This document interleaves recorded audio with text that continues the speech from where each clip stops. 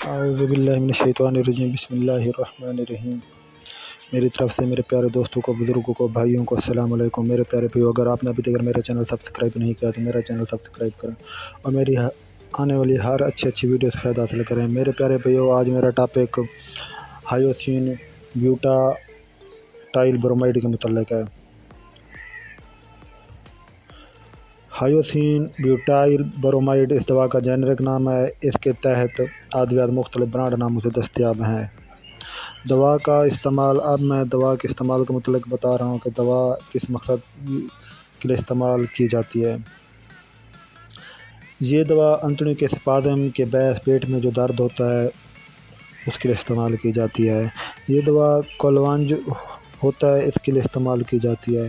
صفرا کی نالی یا گردے کی نالی کے اسپازم کے لیے استعمال کی جاتی ہے۔ یہ دوا ایک درد دور کرنے والی دوا ہے۔ یہ دوا انتڑیوں کے اسپازم اور درد کو کم کرتی ہے۔ اب میں دوا کے عمل کے متعلق بتا رہا ہوں کہ یہ دوا اندر جا کر کس طرح عمل کرتی ہے۔ یہ دوا ویکس نرو پر اثر کرتی ہے۔ اس کے ذریعے پیراسمپیتھیٹک پلیکس پر کام کر کے ایسیٹائل کولین کے اثر کو کم کرتی ہے۔ اس کے نتیجے میں عضلات ڈھیلے ہوتے ہیں۔ پیٹ میں انتڑیوں اور پیٹ کے عضلات کو ڈھیلا کرتی ہے، اسپازم کو کم کرتی ہے۔ اس طرح صفرا کی نالی اور یوریٹر پر اثر کر کے ان کے عضلات کو ڈھیلا کر کے اسپازم اور درد کی حالت کو کنٹرول کرتی ہے۔ اگر اس دوا کو بذریعہ ورید دیا جائے، یہ دوا 10 منٹ کے اندر کام کرتی ہے۔ بذریعہ عضلاتی انجیکشن 15 سے 30 منٹ میں کام شروع کرتی ہے۔ منہ کے ذریعے استعمال کرانے پر 1 گھنٹے میں کام شروع کرتی ہے اور اس کا اثر 8 گھنٹے تک جاری رہتا ہے۔ اب میں بعد اثرات کے متعلق بتا رہا ہوں۔ اس دوا کے بعد اثرات کیا ہیں؟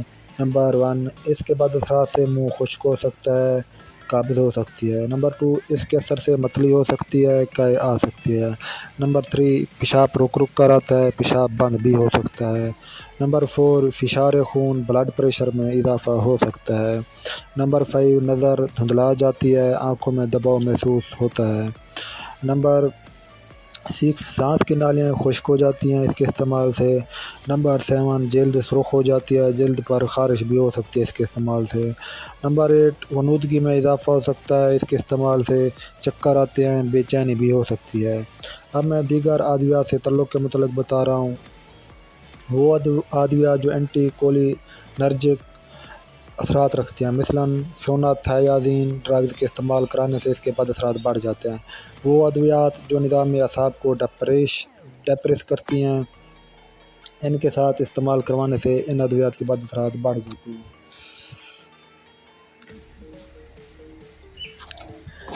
ڈیجاکسن کے ساتھ استعمال کروائی جائے تو خون میں ڈیجاکسن کی مقدار میں اضافہ ہو جاتا ہے۔ اب میں ممانعت کے متعلق بتا رہا ہوں۔ گلئی کوما کی صورت میں استعمال نہ کریں۔ اگر پیراسٹیٹ بڑھا ہوا ہو تو استعمال نہ کریں۔ انتڑیوں کے اندر رکاوٹ موجود ہو یا ان سے خون آ رہا ہو تو استعمال نہ کریں۔ پلمونری امراض سے استعمال بھی نہ کریں۔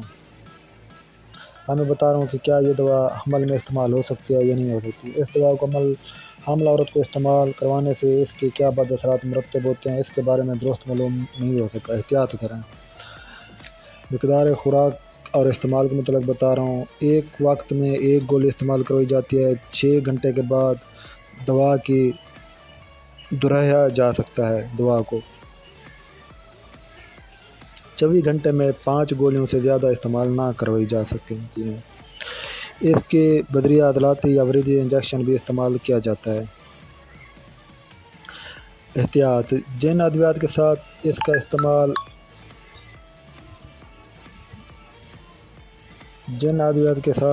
کا استعمال ممنوع ہے، ان کے ساتھ کبھی بھی استعمال نہ کریں۔ میں برانڈ ناموں کے متعلق بتا رہا ہوں۔ اس کے برانڈ نام یہ ہیں: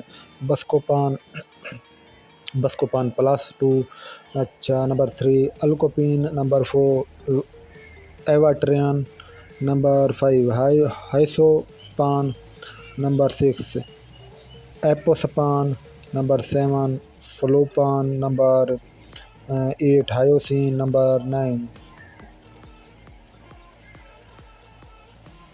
جوس پاس موسین نمبر 10 سپازمول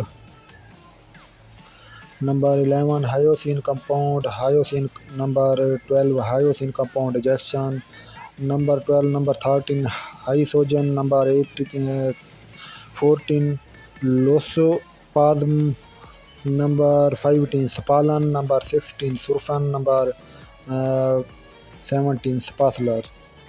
یہ دوا کے برانڈ نام ہے، ان ناموں سے یہ دوا مارکیٹ میں دستیاب ہے۔ میری آپ سے گزارش ہے کہ یہ دوا آپ اپنی مرضی سے استعمال نہ کریں، بلکہ ڈاکٹر کی ہدایت اور مشورے کے مطابق استعمال کریں۔ شکریہ۔